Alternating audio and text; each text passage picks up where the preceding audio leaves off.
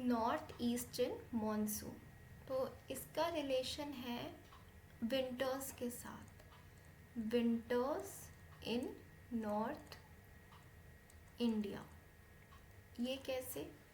सबसे पहले हमें समझना पड़ेगा, ये एक डायग्राम है जिसमें ITCZ दिखा रखा है।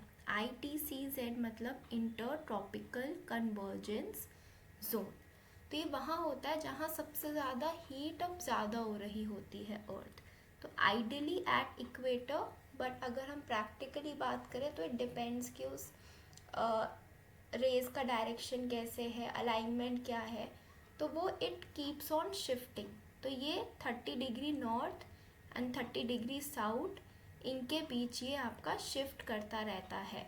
तो मतलब एक तरीके से 30 डिग्री नॉर्थ या साउथ, या फिर 23.5 degree north and 23.5 degree south, मतलब tropic of cancer and tropic of capricorn के बीच में यूजुअली ITCZ शिफ्ट्स। जब विंटर्स हैं इन नॉर्थ इंडिया, तो जो हीट अप हो रही होगी लैंड, वो साउथ में ज़्यादा हो रही होगी as compared to north India. तो जो ITCZ है वो साउथ में ज़्यादा होगा। कहने का मतलब, सपोज दिस इज इंडिया, ये हमारा इंडिया हो गया। तो ITCZ हो सकता है यहाँ कहीं हो, ITCZ यहाँ हो या यहाँ हो, मेनली टुवर्ड्स साउथ, राइट। फिर क्या होता है, ये विंड सिस्टम्स होती है जो हम देख रहे हैं, north easterly trade, south easterly trade. So इनका डायरेक्शन ऑफ फ्लो कुछ इस तरह से है as depicted, and it is determined by ITCZ। तो सपोज अगर ITCZ इधर है टुवर्ड्स द साउथ, और हमारी मतलब ITCZ के ऊपर नॉर्थ ईस्टर्ली ट्रेड विंड्स चल रही होगी लाइक दिस, और इनसे डिपिक्टेड है, ये रही ITCZ के वजह से north easterly trade winds.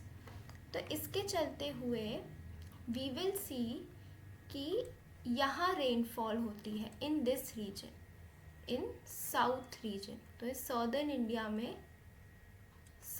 India में specifically speaking in Andhra Pradesh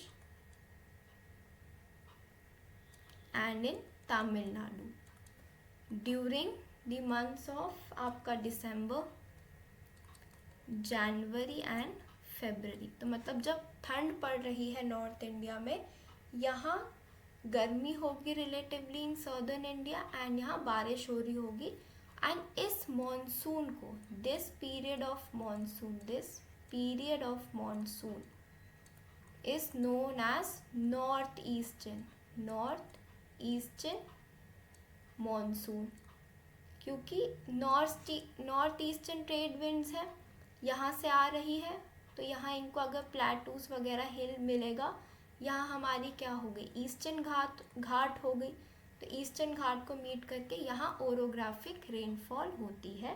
this monsoon is termed as north eastern monsoon. Around कितना पानी आ जाता है इसमें, अराउंड 100 सेंटीमीटर ऑफ प्रेसिपिटेशन हो जाती है, और कावेरी रिवर भी इससे फिर इनरिच हो जाती है। सो कावेरी रिवर बेसिन के लिए it is important, Kaveri river basin.